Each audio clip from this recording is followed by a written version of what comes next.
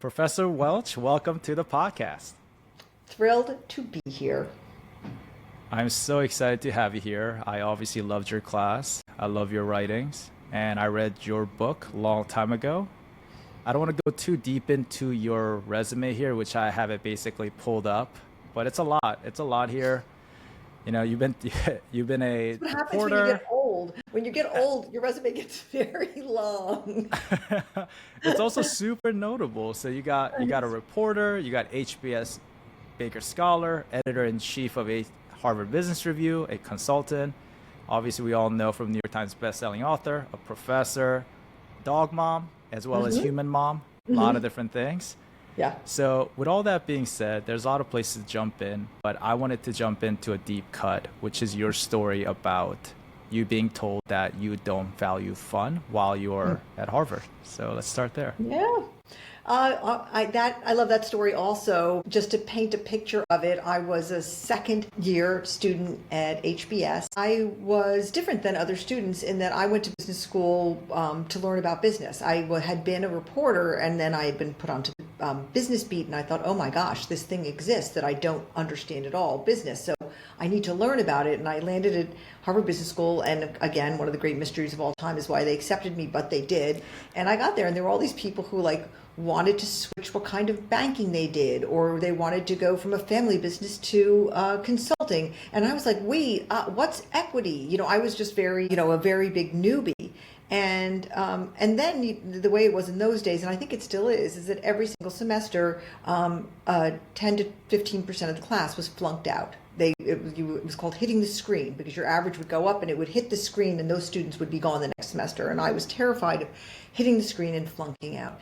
But as luck would have it, because I was the hardest working person you ever met, and I was desperately frightened of flunking out, I worked incredibly hard and I got really good grades. And pretty soon it became clear that I might actually be able to graduate as a Baker Scholar. And if I did, I had gone to work at Bain between my first and second year and had a very successful time there, a fantastic company, great people. And what Bain had said to me was, if you are a Baker Scholar, we'll relieve your entire debt.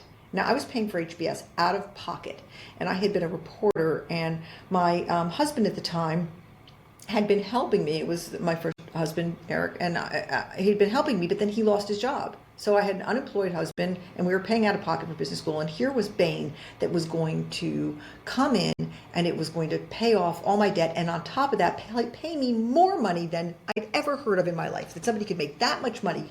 I had been a reporter in Miami, okay, and I was going to suddenly be making six figures. It was stunning. And so I did what I thought it was going to take for me to be a Baker Scholar, which is I basically studied harder, worked longer, dug deeper, talked more, asked more questions, and I was determined, and I worked nonstop. It did not make me very popular, I'll tell you that, because I never went to any parties, but I was also married, and I didn't have any interest in going to parties, and I'm not a party person anyway. And I was kind of a boring prig.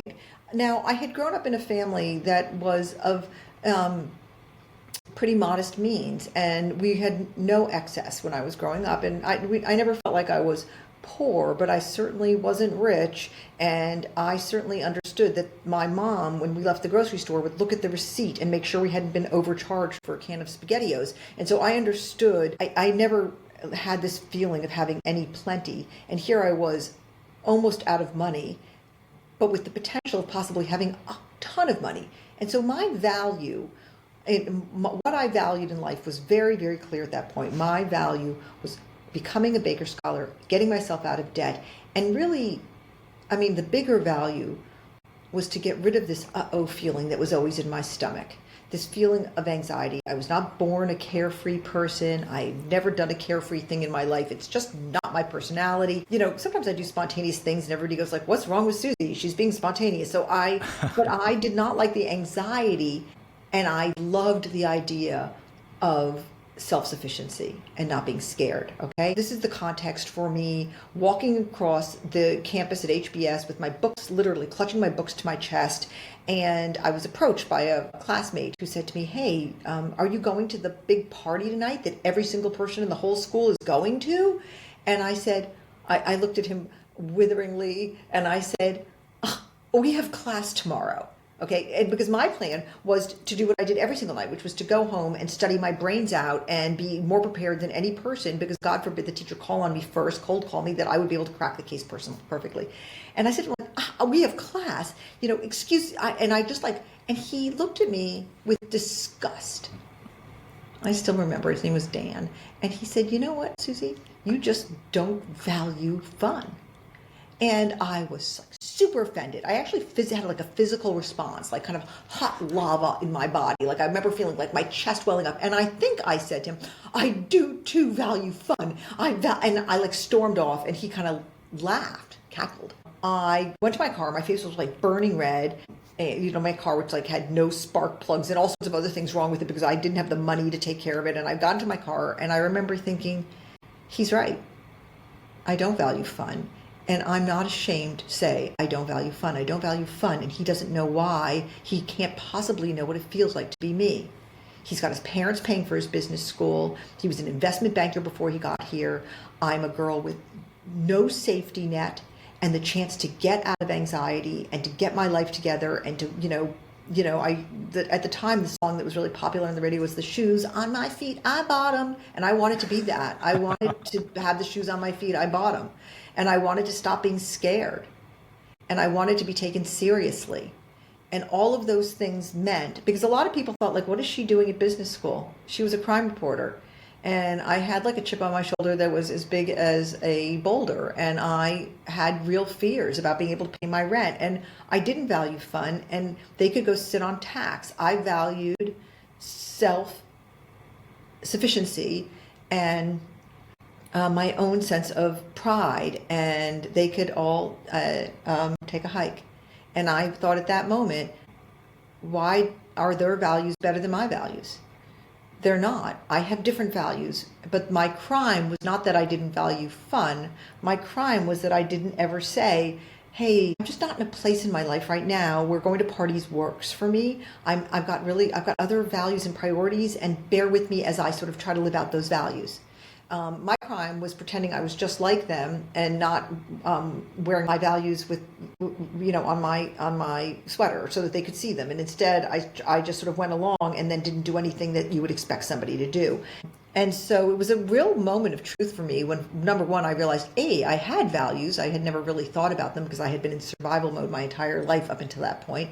And that B, I had to own my values, and if they weren't the right ones, I had to assess them. And this became sort of a lifelong intellectual journey for me. I mean, I ended up writing a lot about values. Now, I teach about values. I think a lot about my own values. I mean, if my kids, I have 4 children, when they were being raised, they heard 2 words over and over again, identity and values, because I thought, okay, I'm going to do what didn't happen for me. I'm going to talk to my kids openly about what these things are and why they have them, and whether they're aligned, because that's a big problem when your values are not aligned, because it would have been a big problem if my value had been fun, but also all those other values I had, then I would have been in crisis. And I wasn't. I was very, very focused. Anyway, the funny thing is, the ending of this story, which I don't think I told in class, was that a few weeks later, we graduated. I indeed was a Baker Scholar, and that same student, and Bain did then pay off my debt, but that same student was biking by me, and he said to me as he was biking by me, "Did you get it?" Asking about the Baker Scholar thing. So, in a way, he did kind of understand that I had another set of values. And I think he was somewhat mocking them. I think I'm sure, has grown up just like I have. And, that conversation would be very, very different in this day and age. So my husband, whenever I used to tell the story, my husband always used to say, when he'd like, well, Suzy, you made up for lost time. Because when I met Jack and my life was very, very different, fun did become a value because it could be. It did. And I thought, I've lost a lot of fun time having fun in my life. And then I also found the person I wanted to have fun with. And he was super fun. I did make up for some lost time with him. And he valued fun. Fun was like his number one value was fun. Jack made everything fun. And so he taught me a lot about that as a value. But I was 40 when I met him. So. Okay. A little bit of waiting for fun. Yeah. One thing that stood out to me throughout the class, or just in general, is your individualism. You mentioned this to class, and I wrote it down, and which was individualism gets broken by expediency, optics, groupthink, or in general, narrowed by life. But you must rediscover it. And that is what you said in class. And I know it's a while back, so now I'm just kind of Yeah. putting you on the spot there regarding that. But one thing that stood out to me, which is very difficult this day and age, is when no one is certain, how do you stick to your values or your plan? In your case, you didn't value fun for roughly 40 years, maybe you had little bits and pieces, but it was you were very focused on something. Yeah. And it's a lot against you. It's like everyone's going to the party, Yeah. you're not. And it's the same thing in life. It's like everyone's getting a job as a consultant, investment banker, you're not. You want to, I don't know, do something creative. It's like, so how do you stick to that when we can easily fall into expedience, optics, groupthink, or just narrow by life? And if you want to Yeah. kind of dive into what you mean by that too, we can certainly do that here. All right, top line, there's two answers to your question. Number one is we have to know what makes us different, and then we have to tell other people. Okay, so sometimes we don't stick to it because we haven't even had that honest conversation with ourselves. Like that conversation I had by myself in the car, which is yes, you don't value fun. In fact, you value not feeling anxious all the time. You value being able to buy something you see in a store that you really want. You value not feeling like you can't do anything without it costing you down the road. And I had to first have that conversation with myself and really articulate it. And I'm just actually, one of the most exciting things for me, this shows you what an incredible in the bone marrow nerd I am, but one of the things I'm incredibly excited about is I'm actually doing a very large research study right now with NYU's research department. I mean, I literally am asking 600 people, do you know your values? Could you rank order them by their importance to you? You know, when did you discover your values? And my theory going in is that probably 50% of people don't know what their values are, and many people don't even know what the word values means, okay? And so that's number one, why it's so hard to stick to them, is you've not actually done the very hard work, and it is hard work. You don't know it off the top of your head. You have to be confronted with it. You have to make a choice, and then the choice forces you to say, okay, oh, my values are actually my children, or my values actually are adventure or travel. And I mean, I do a values exercise that you did where we do those cards at the end, and it's a long exercise that really forces you to make trade-offs. And I remember doing it with a group of people, and you take out cards about what's not important to you. Everything's sort of important to you at the beginning of this exercise, and then you pull cards out. And I saw a woman pull out the card that had her child's name on it. Okay, take it out of the pile. And she came to my house the next day.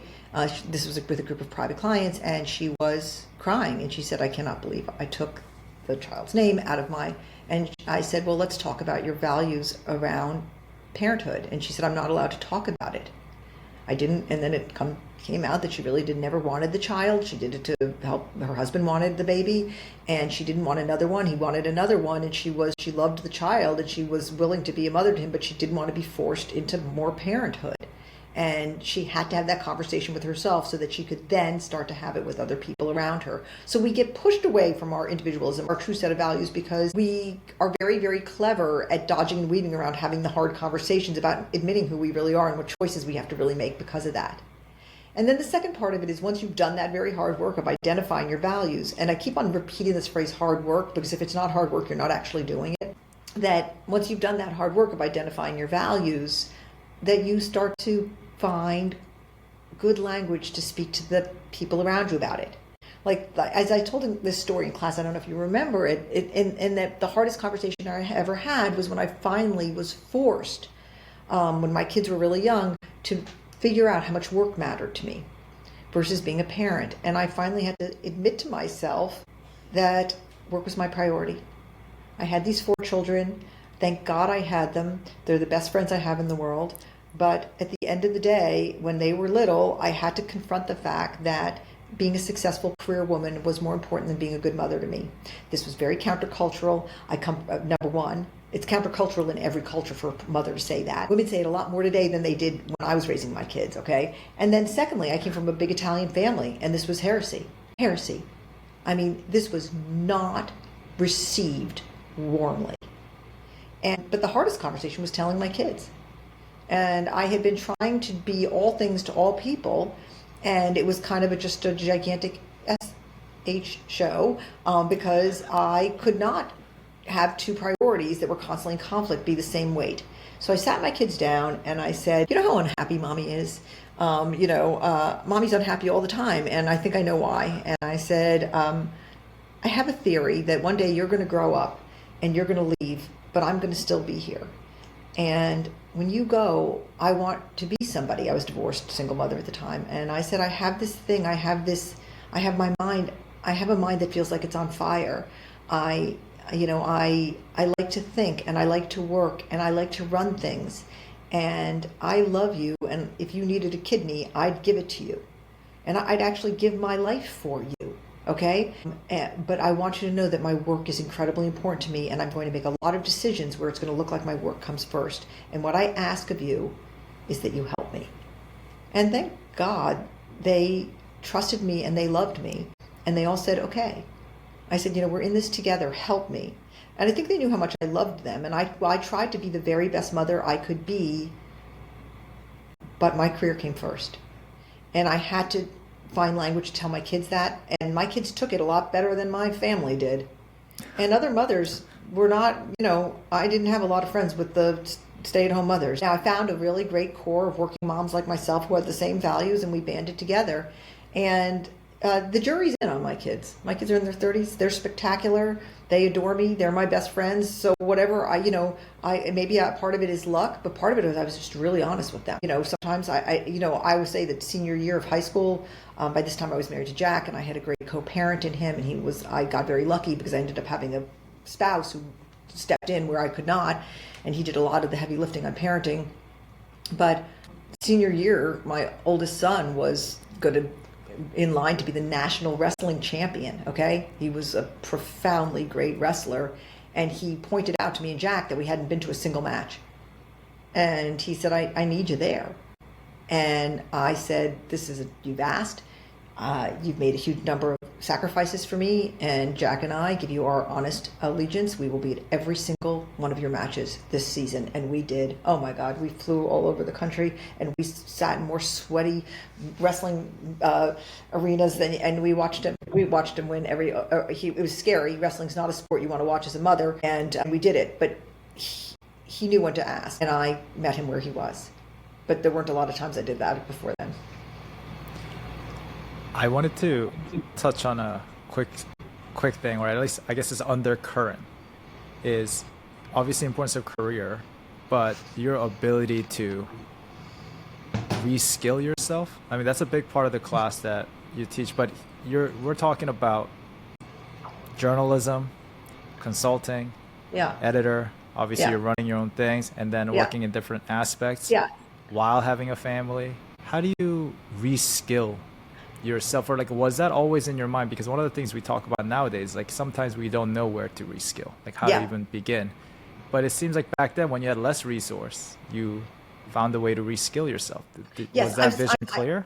I'm very scrappy, I will tell you that. And I think that this is an incredibly astute observation, not a surprise to me that you would have one, that I did constantly reskill myself. I mean, I went from being a crime reporter to a consultant I was in the manufacturing practice at Bain.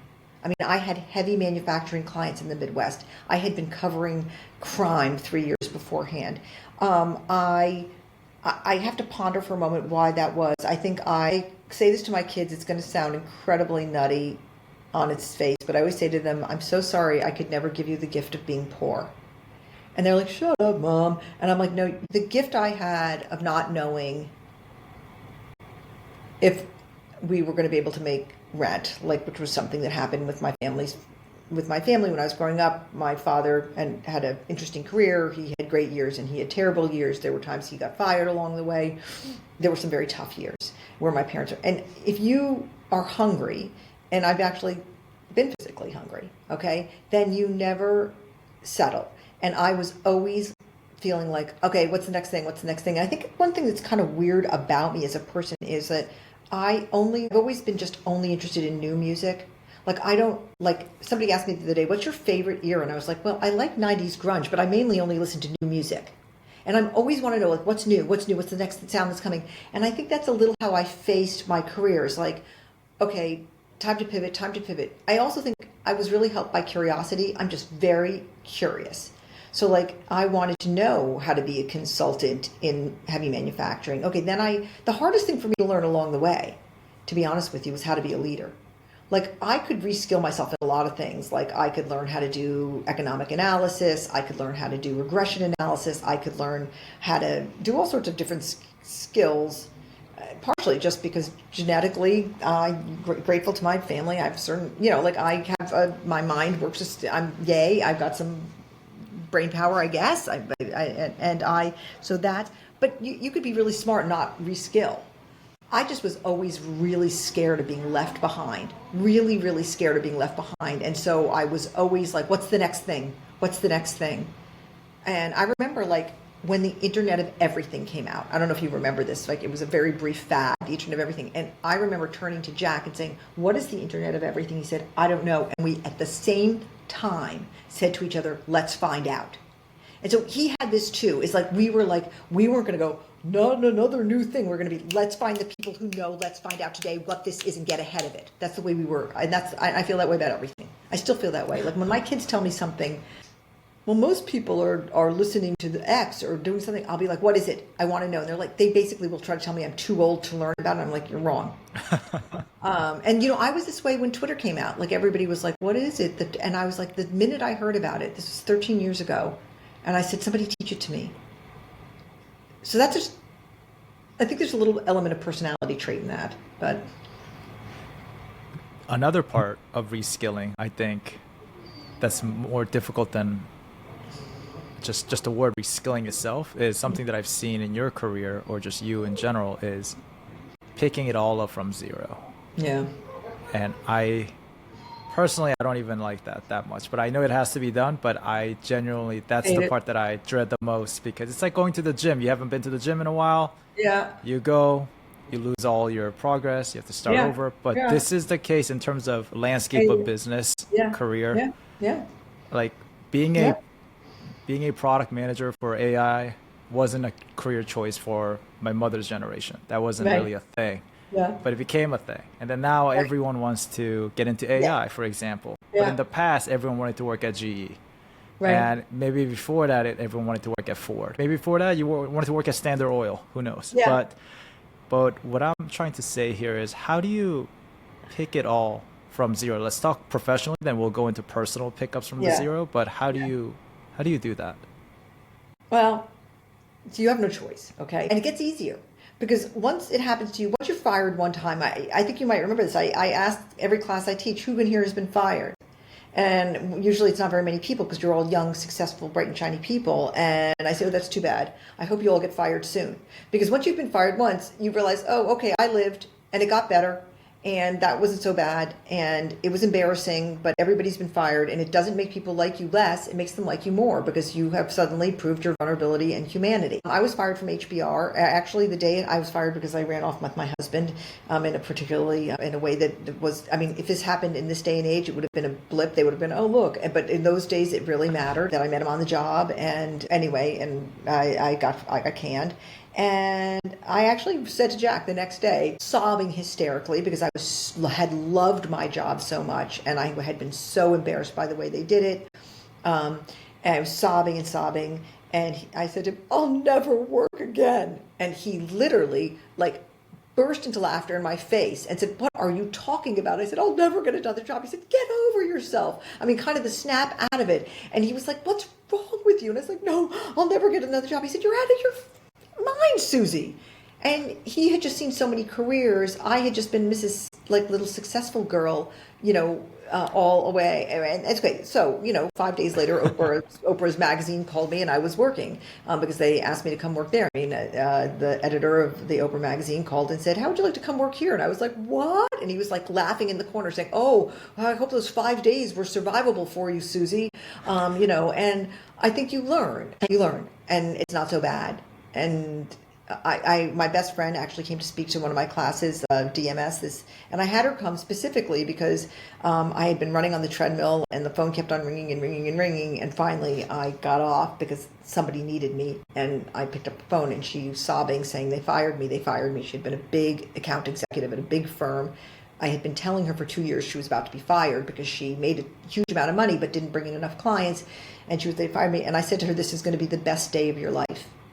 And it was, because she ended up starting her own business that now makes millions and millions of dollars, and she had to pick herself up and just get going. And she now tells people the same thing I do, which is, please go get yourself fired so that you understand that it's not the end of the world. It's much easier to be professionally brought to zero and start again, because so many people have done it. But when you're personally brought to zero, which I've also very unfortunately had the experience of, that's a bit harder.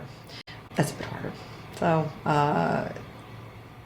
because it's not the best day of your life, right? I'm talking about when I lost my husband, and it's a totally different thing in a way, because of course I learned from losing Jack. I knew I was going to. We kind of had 2 years warning, so we were able to really say goodbye and so forth. But doesn't prepare you, and the world actually kind of gives you a lot of forgiveness around not picking yourself up again. And I actually bought into the narrative. It was during the pandemic, but I did buy into the narrative that my life was over.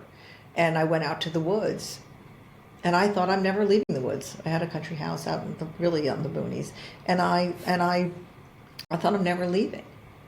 This is what happens when you lose everything.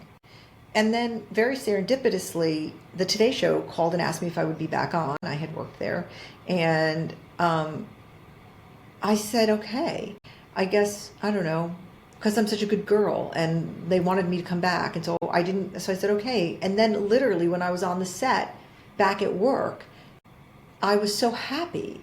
And I was like, oh, wait, maybe life does go on. And I'm grateful to them. And it's actually how I ended up at NYU. It was like, I need to work. The kids were overjoyed, because they're like, Mom out in the woods for the rest of her life is a scary, scary notion. And I got back to work. So you do go on, but you're changed. You're changed. Hey friends, that's all for part 1 of the interview. Part 2 will be released next week. But if you'd like to access the part 2 early, head on over to NSP Diary by clicking on the link provided in the show notes. Again, it is easy to subscribe and even easier to unsubscribe. Thank you for tuning in, and hope to see you around.